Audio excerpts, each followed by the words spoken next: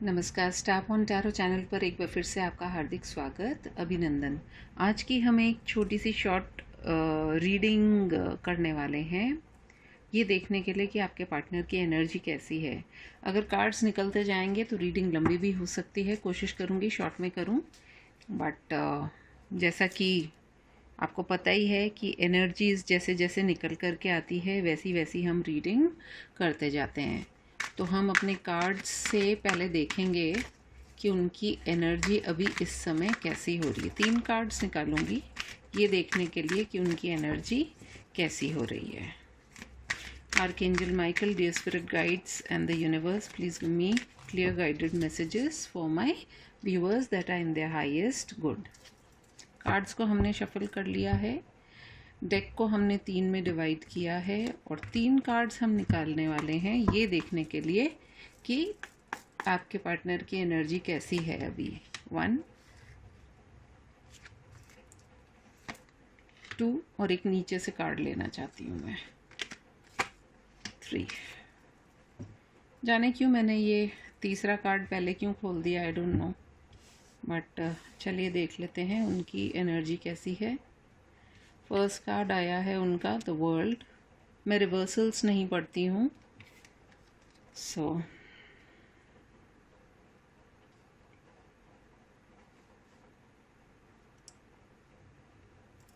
We have the number 29, that is the world.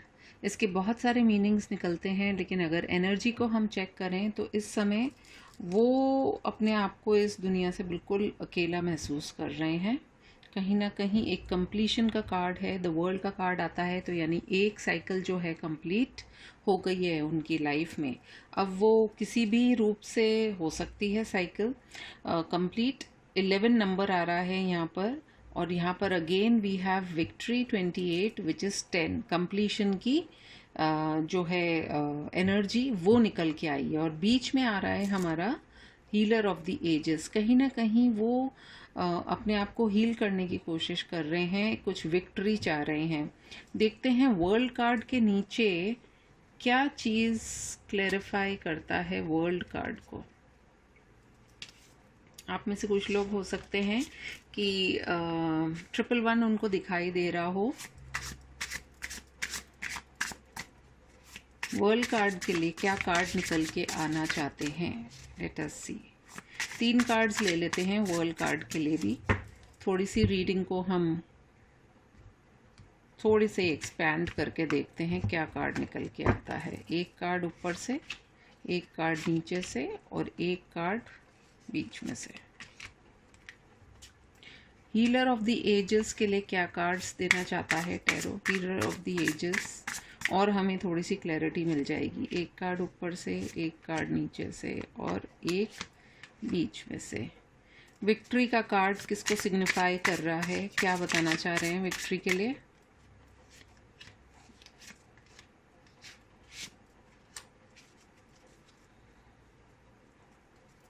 Below the deck energy निकल के आई है 5 of swords. बहुत ज़्यादा कॉन्फ्लिक्टिंग एनर्जीज हैं अभी इनके चारों ओर।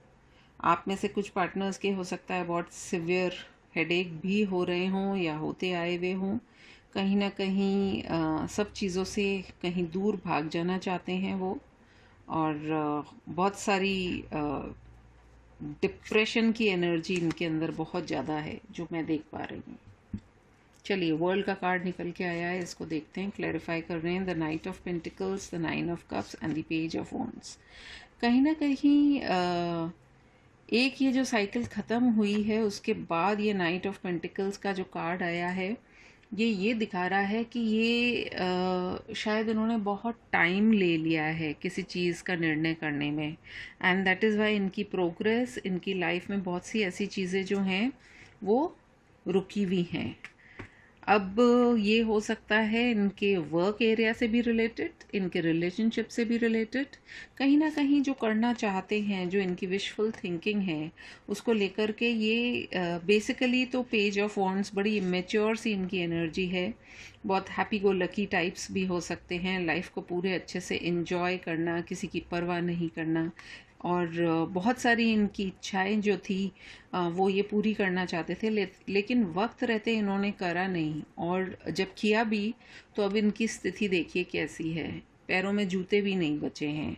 सो बहुत ख़राब सी स्थिति में लग रहे हैं, बहुत ही स्लो सी एनर्जी है, लेकिन शायद किसी तरह का निर्णय करना चाह रहे हैं।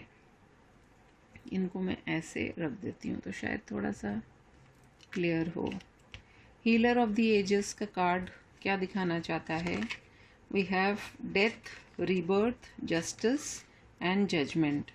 तीनों मेजर अरकाना कार्ड्स आए हैं। तो बहुत इनकी लाइफ में ना बहुत ड्रास्टिक चीज़ें हो रही हैं, जैसी इन्होंने सोची भी नहीं थी उस तरह की कुछ चीज़ें हो रही हैं। और शायद ये काफ़ी अपने आप को एक बंधा हुआ भी महसूस कर रहे थे। कुछ इन्होंने शायद जो भगवान से अपनी अर्जी लगाई होगी, तो उसके फलस्वरूप इनको कुछ जजमेंट भी मिलेगा, जस्टिस भी मिलेगा। आप में से कुछ के पार्टनर्स जस्टिस फील्ड से भी रिलेटेड हो सकते हैं, या तो इनको खुद को जस्टिस चाहिए या किसी के साथ में ये जस्टिस करेंगे। अब वो किसी के साथ में कौन हो सकता है? आप ही हो सकते हैं, क्योंकि शायद इन्होंने आपके साथ में अच्छा कुछ नहीं किया है, वो इससे निकल कर के आ रहा है, बिकॉज बहुत स्लो इनकी एनर्जी रही है। तो चीज़ें फिनिश तो ज़रूर हुई है, क्योंकि वर्ल्ड का कार्ड आया है, यहाँ पर डेथ का भी कार्ड आया है, जजमेंट का कार्ड आया है एंड जस्टिस का भी कार्ड आया है। विक्ट्री किस एरिया में? 7 of wands, queen of wands and 8 of pentacles. ये जिस भी काम में लगे हुए हैं, अपना दिन और रात एक कर रहे हैं, और एक स्टैंड जो इन्होंने शायद लिया नहीं था, वो स्टैंड जो है ये लेना चाहते हैं। क्योंकि अभी इस एनर्जी के अंदर अगर हम देखें तो जो इनकी तरफ आ रही है ना, ये डिफरेंट तरह की चीज़ें, ये इन्होंने अपने हाथ जोड़ लिए हैं। ही और she wants to cover him और her self in a cocoon.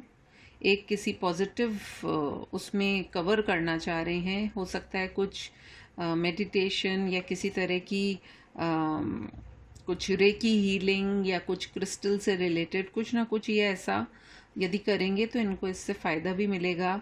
And बहुत पैशनेट हैं, बहुत हैप्पी गो लकी हैं, लेकिन साथ में मेहनती भी हैं, और इस मेहनत के लिए ये जी जान से जुटेंगे भी।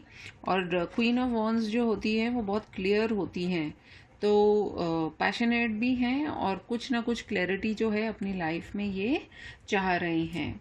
देख लेते हैं फ्रॉम दी विजडम चक्र ओरेकल कार्ड्स की हमारे लिए क्या गाइडेंस और निकल करके आ रही है। आपके लिए ये क्या सोच रहे हैं, देखते हैं क्या कार्ड्स निकल करके आते हैं। आपके लिए ये क्या सोच रहे हैं? Dear spirit guides, please give me clear guided messages कि मेरे व्यूअर्स के पार्टनर्स उनके लिए क्या सोच रहे हैं।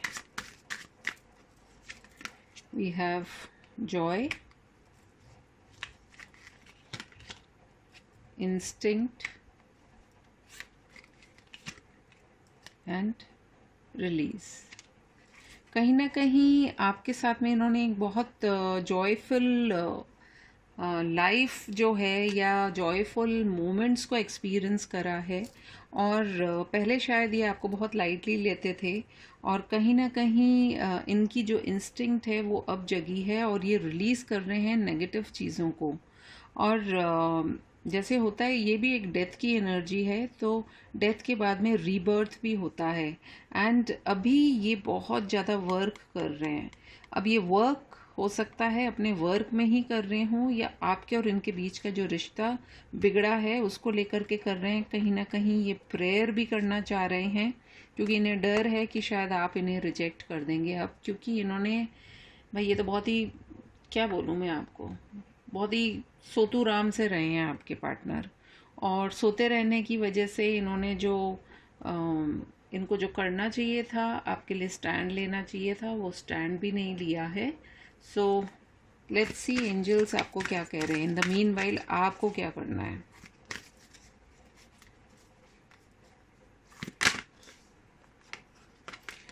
नो नीड टू वरी, आप चिंता मत करिए, क्योंकि चिंता चित्ता समान होती है। वैसे तो एक गाना भी है ना, चिंता ता चिता चिता चिंता ता ता। ओके, एनीवेज, और क्या कहना चाह रहे हैं एंजल्स? कॉम्प्रोमाइज़, कॉम्प्रोमाइज़ करने के लिए कह रहे हैं एंजल्स आपको। अब ये आप अपनी स्थिति के हिसाब से देखिएगा कि इन्होंने आपको कितना पकाया है, कितना रुलाया है, कितना तड़पाया है। रियलाइजेशन तो इनको हो रहा है, और इनकी मेंटल जो स्थिति है वो भी सही नहीं है। वर्कोहॉलिक हैं। आप में से बहुत लोगों के पार्टनर्स बहुत ज़्यादा अपने काम को प्रायोरिटी देते हैं, जिसके चलते स्थितियाँ आपकी बिगड़ी हैं। एंड रोमांस जो है आप अपनी लाइफ में डेफिनेटली एक्सपीरियंस करेंगे। Just wait for the perfect timing, है ना खूबसूरत सी बात। तो मैं समझ सकती हूँ, क्योंकि जब हम किसी रिश्ते में बहुत ज़्यादा इन्वॉल्व होते हैं तो हम अपनी तरफ से पहल नहीं करना चाहते हैं।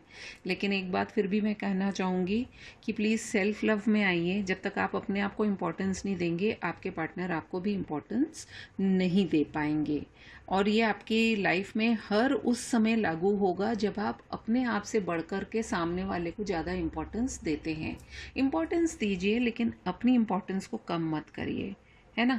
ताली दोनों हाथों से बजती है तो ही मज़ा आता है।